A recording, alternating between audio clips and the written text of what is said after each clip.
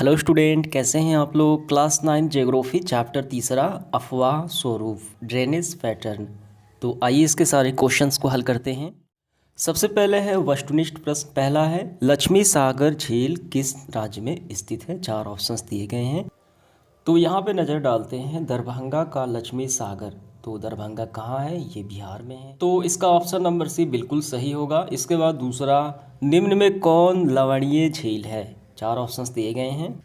लवणीय झील की बात की जाए, राजस्थान का सांभर झील जो है वो लवणीय झील आता है। इसका ऑप्शन नंबर सी बिल्कुल सही होगा। तीसरा है गंगा नदी पर गांधी सेतु किस शहर के निकट अवस्थित है। पटना स्थित गांधी सेतु भारत का लंबा 7 किलोमीटर लंबा पुल है और इसका निर्माण 1900। ऑप्शन नंबर सी बिल्कुल सही होगा। पांचवा देखिए, कौन सी नदी भ्रंश घाटी से होकर बहती है। तो देखिए ताप्ती नदी जो है ये भ्रंश घाटी से होकर बहती है। इसका होगा ऑप्शन नंबर सी बिल्कुल सही। 6 नंबर देखिए, कौन सी नदी प्रायद्वीपीय भारत की सबसे लंबी नदी कहलाती है। गोदावरी नदी जो है वो प्रायद्वीपीय भारत की सबसे लंबी नदी कहलाती है और इसकी लंबाई 1450। तो इसका होगा ऑप्शन नंबर बी बिल्कुल सही होगा। इसके बाद देखिए प्रश्न क्रमांक 7वां, सिंधु जल समझौता कब हुआ था। तो हम सभी जानते हैं 1960 में हुआ था, ठीक है, जवाहरलाल नेहरू के समय। इसके बाद देखिए तीसरा, सांगपो किस नदी का उपनाम है। किस नदी को सांगपो भी कहा जाता है। ब्रह्मपुत्र नदी को तिब्बत में सांगपो के नाम से जाना जाता है और बांग्लादेश में जमुना। तो हमें बताना है ब्रह्मपुत्र, ठीक है। तो ऑप्शन नंबर बी बिल्कुल सही होगा। इसके बाद देखिए 9 नंबर, इनमें से गर्म जल का प्रपात कौन सा है। तो ये होगा, इसका सही आंसर जो होगा कलोलत होगा, ठीक है। राजगीर के आसपास इन दरभंगा के ये निकट है। ऑप्शन नंबर बिल्कुल सही होगा। इसके बाद देखिए 10वां, कोसी नदी का उद्गम स्थल कहाँ है। कहाँ से निकलती है ये कोसी नदी।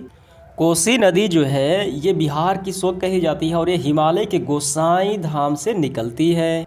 तो इसका ऑप्शन नंबर सी बिल्कुल सही हो गया। तो इसके बाद देखिए आगे बढ़ते हुए हम देखेंगे लघु उत्तरीय प्रश्न। जल विभाजक का क्या कार्य है, एक उदाहरण हमें देना है।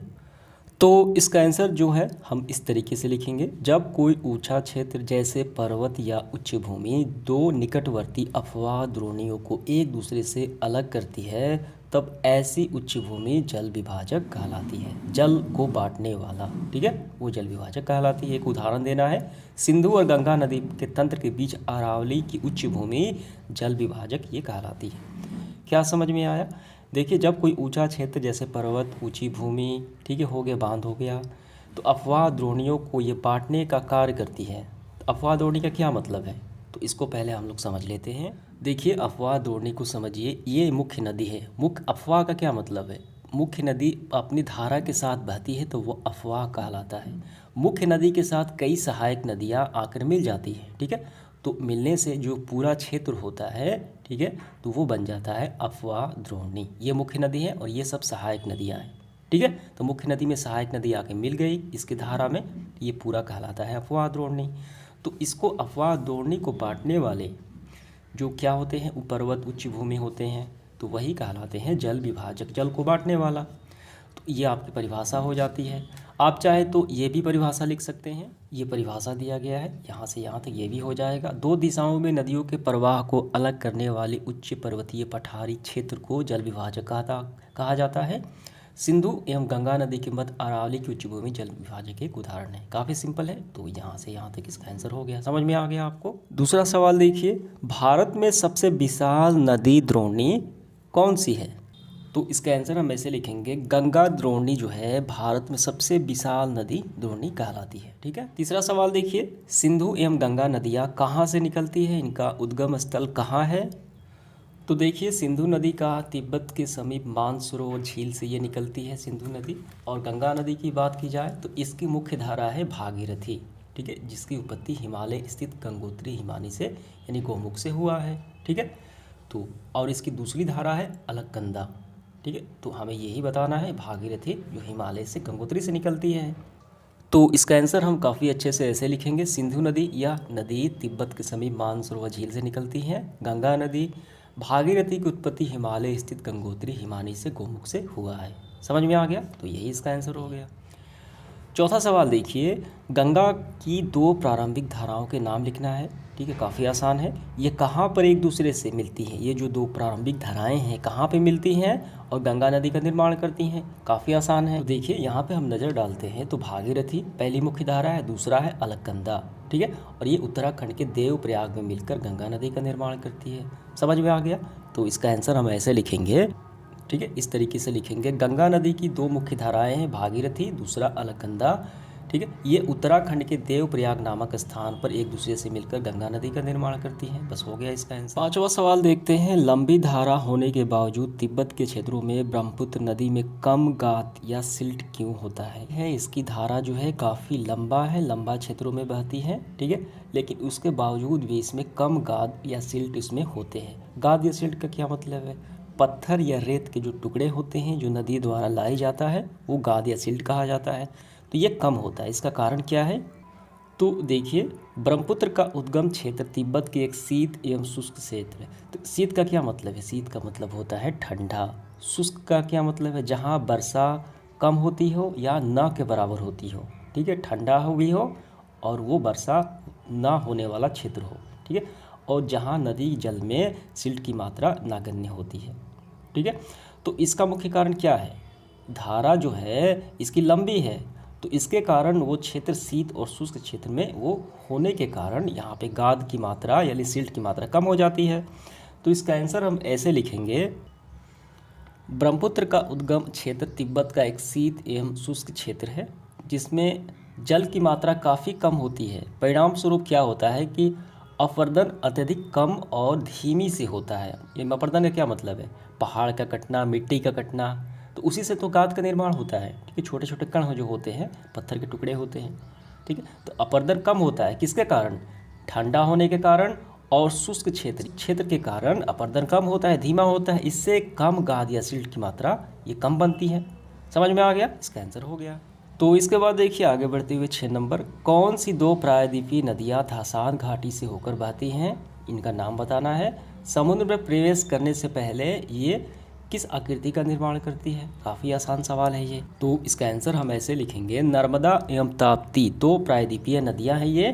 ठीक है, जो गर्त से होकर बहती हैं और समुद्र में प्रवेश करने से पहले ऐश्वर्य का निर्माण करती है। ठीक है, ये एक शेप है, आकृति है नदियों द्वारा जो बनाया जाता है। तो समझ में आ गया, इसका आंसर हो गया।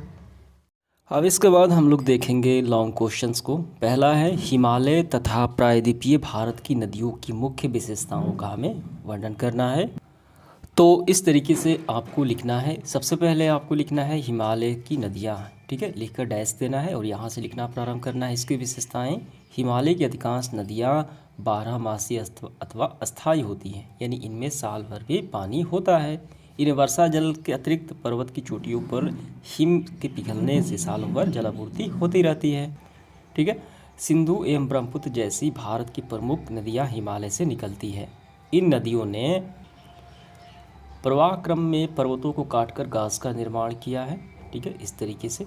पर हिमालय जनित नदियाँ उद्गम स्थल समुद्र की यात्रा के दौरान अनेक प्रकार के क्रियाकलाप का अंजाम देती है। ये नदियाँ अपने मार्ग में ऊपरी भाग तीव्र अपरदन करती है। सिल्ट, गाद, जो पहाड़ों के छोटे छोटे टुकड़े होते हैं, बालू होते हैं, वो गाद कहे जाते हैं, सिल्ट कहे जाते हैं। ठीक है, इन पदार्थों का निर्माण करती थी। यहाँ तक हो गया इसकी विशेषताएं हिमालय से निकलने वाली। अब इसके बाद प्रायद्वीपीय नदियाँ, इनकी विशेषताएं हम लिखेंगे। तो आपको लिखना है प्रायद्वीपीय नदियाँ। ठीक है, लिखने के बाद आपको यहाँ से करना है, जो अधिकांश नदियाँ मौसमी होती है। कौन? प्रायद्वीपीय नदियाँ। इनका स्रोत मुख्यतः वर्षा जल है। वर्षा होगी तो इसमें जल होगा, नहीं होगी तो नहीं होगा। ठीक है, तो ये सारे लिखते हुए आपको, ठीक है, यहाँ तक कर लेना है। ठीक है, तो ये दोनों में जो, तो इन दोनों की विशेषताएं हो जाती हैं। दूसरा सवाल देखिए, प्रायद्वीपीय पठार के पूर्व एवं पश्चिम की ओर प्रवाहित होने वाली नदियाँ, जो प्रायद्वीपीय पठार के पूर्व में जो प्रवाहित होती है, बहती हैं, और पश्चिम में जो नदियाँ बहती हैं, तो उनकी तुलना हमें करना है। तो यहाँ पे मैं स्क्रीनशॉट लगा देता हूँ, वहीं से आपको कर लेना है काफ़ी अच्छे से। इसके बाद तीसरा देखिए, भारत की अर्थव्यवस्था में नदियों के महत्व पर प्रकाश डालिए। काफ़ी महत्वपूर्ण होती है। महत्व भारतीय अर्थव्यवस्था में काफ़ी ऊंचा स्थान है, काफ़ी महत्वपूर्ण है। कल कारखाने, औद्योगिकरण के लिए पानी की आवश्यकता हो, जल विद्युत हो, ठीक है, तो सिंचाई के लिए भी हो, सबकी आपूर्ति नदियों के द्वारा ही होती है। तो यहाँ पे स्क्रीनशॉट लगा देता हूँ, वहीं से कर लेना है। इसके बाद चौथा सवाल देखिए, भारत में झीलों के प्रकार का वर्णन हमें वर्णन उदाहरण के साथ हमें करना है। भारत में कौन कौन सी झीलें होती हैं, तो इसका आंसर हमें कैसे करना है। सबसे पहले झील की परिभाषा हम लिखेंगे। वर्षा के जल जमाव तथा हिमानियों एवं हिम चादरों के पिघलने से झील का निर्माण होता है। झील मुख्यतः प्राकृतिक कारणों से ही निर्मित होती है। ठीक है, तो ये बात लिखते हुए आपको यहाँ से प्रारंभ करना है। निर्माण की दृष्टि से झील निम्नांकित प्रकार के होते हैं। धसान घाटी की झील, ये पूरा लिखना है। ठीक है, गोकुर झील, क्रेटर झील, लैंगुन झील, ये सारे लिखते हुए साथ हैं, तो इनके बारे में आपको लिख लेना है, संक्षेप में लिखना है आपको। इसके बाद देखिए मानचित्र कौशल है। हमें भारत के मानचित्र पर ये विभिन्न नदियों को दर्शाना है, चिन्हित करना है। आइए करते हैं।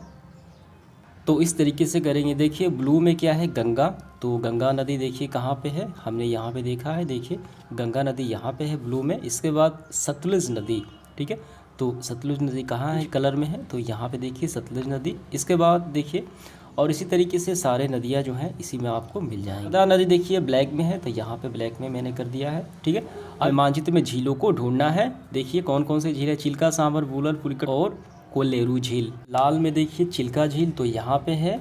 इसके बाद सांभर झील ब्लू में, यहाँ पे खारे पानी का, ये सांभर झील ब्लू। इसके बाद वूलर झील ब्लैक में हम देखेंगे, तो देखिए कहाँ पे है, तो यहाँ पे स्थित है, मीठे पानी का झील है। इसके बाद पुलिकट झील, पुलिकट झील कहाँ पे है, यहाँ पे है हरे रंग में, और पीले में, ठीक है, कोलेरू झील, तो ये रहा कोलेरू झील। समझ में आ गया। तो इस तरीके से हमारा सेशन समाप्त होता है। धन्यवाद।